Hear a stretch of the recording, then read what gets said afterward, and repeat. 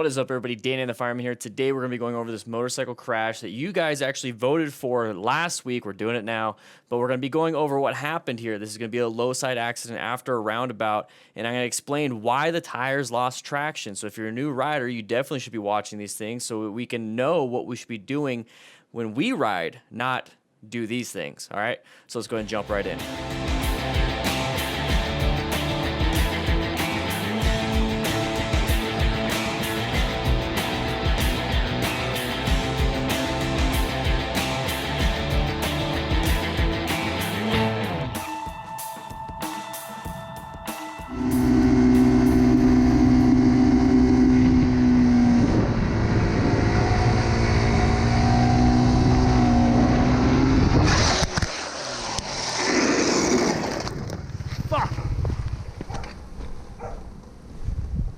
So one of the things I like to look for is speed, and then also, what the situation is, okay? So if you're going to be placing yourself in an environment that is not going to be very conducive to your safety, don't expect a ton of safety then. Don't also put yourself in this area because you're being unsafe. So with this one, let's go ahead and just slow it down a little bit. I don't know if that's 60 kilometers or 60 miles per hour. Either way, this is a lot of speed for the area that we're working in, okay? So we're going to be moving forward just a little bit. So this is probably, kilometers per hour.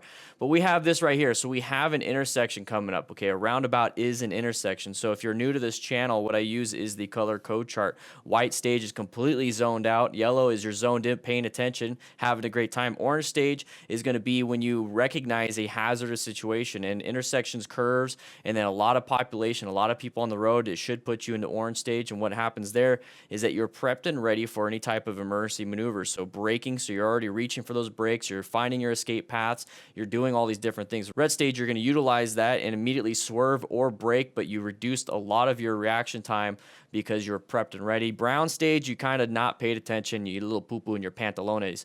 So right here, though, you should be going into orange stage. So what that means is that you're reaching for those brakes, you're getting ready to do something, and you're going to swerve or whatever it is you have to do if there's going to be an external force. So this one, it's going to be a solo incident, a solo problem.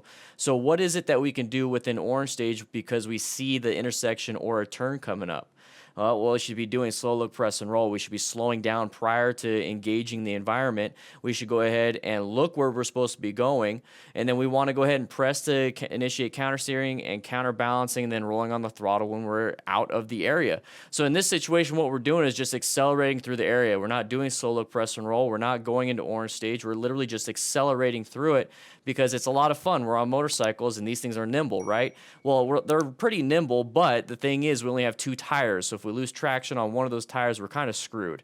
On a car or any other vehicles, you can lose one, you still got three. So let's go ahead and go into the area. We were going 58, now we're going to go down to 54. Okay, not that much of a kilometer distance or miles per hour, kilometers per hour, but it's right now, this is perfectly fine. We can actually make it through this if all we had to do is go straight, but we'd hit the wall. So that's one of the big problems that I see with a lot of new riders is like, well, the first turn was good. Why didn't the second turn go well?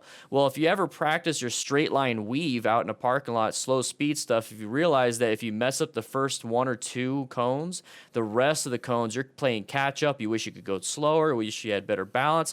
You're going way too fast. So this is the high speed version of your slow straight line. So if you want to practice this and kind of get an idea about what happened here with your own feeling on your bike, go out into a parking lot, put some cones about 5 feet separated and try to go around them. And then now try to do that as fast as you can. You're going to realize, whoopsie, this is not a good idea. So don't do that with higher speeds, because higher speeds, higher things like this creates higher and worse consequences if you do crash. So that's what's going to be happening here. So he's having to push a lot far down, a lot of that bike down just to make that. Okay, now he's doing the counter steering part, but he's now pushing the bike down so far that what's happening is the tire is getting closer and closer and closer to that edge, and then he's going to start scraping hard parts like your foot or the pegs. And if you do that on a sport bike, it's way too far down to lean that. You could easily do that on a cruiser though, but just be aware of that. So he's going to do that, and he's like, now I got to navigate to the left, and I've already put myself in a bad spot by going super far right. Now I got to go super far left, and before you know it, now you're doing even more on this side just to make it through this turn. Okay, so the problem is way too much speed. If you're going this fast, this is quite typically what would have happened if you kept trying to do this back and forth. Before you know it, you run out of room, you run out of road, you run out of everything, and then you low side. So the biggest thing here is just a loss of traction because of way too much speed, way too much lean angle, way too much everything. Okay, too much inputs into the motorcycle. You pretty much outdid what your bike can do with what's happening there. If you actually modulate how you put these inputs in and how you put your body, you can actually get more out of your bike. And the only way you're going to figure that out is with actual training. So go to a parking lot, practice these things, do the slow straight weave. That's going to give you an idea of what's happening here. But if you want to do more high speed stuff, you definitely want to go take a class for that. You don't want to do that in a parking lot. Go to a track day with a coach and stuff like that. If you want to learn moderate speeds in town stuff, stick with this channel and then take at least a beginner class at the MSF or whatever coaching facility that you have around you.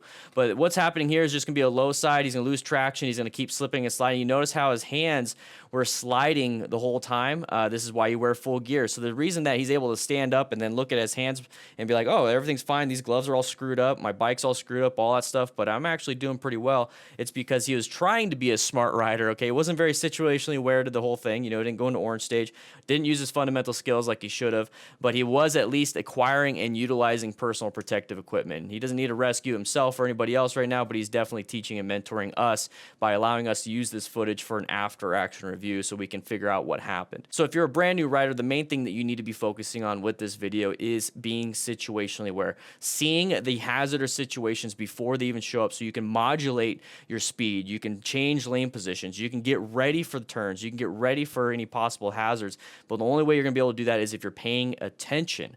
And then the one thing that you could do to help you when it comes to getting closer and closer to the on-road, you know, getting confident and all that stuff is to go to a parking lot and practice your slow straight lines, practice your tight turns from the stop, practice your U-turns, figure eights, swerving, emergency braking. I have all that on my website, DDFMcrew.com, completely free. I have it up there just so you guys can practice, so you can get some information before you take an actual class. Or if you decide you don't need to take a class that because you feel confident, which is amazing. But with that said, hope you guys ride safe, be safe, and I'll be seeing you real soon on the live streams.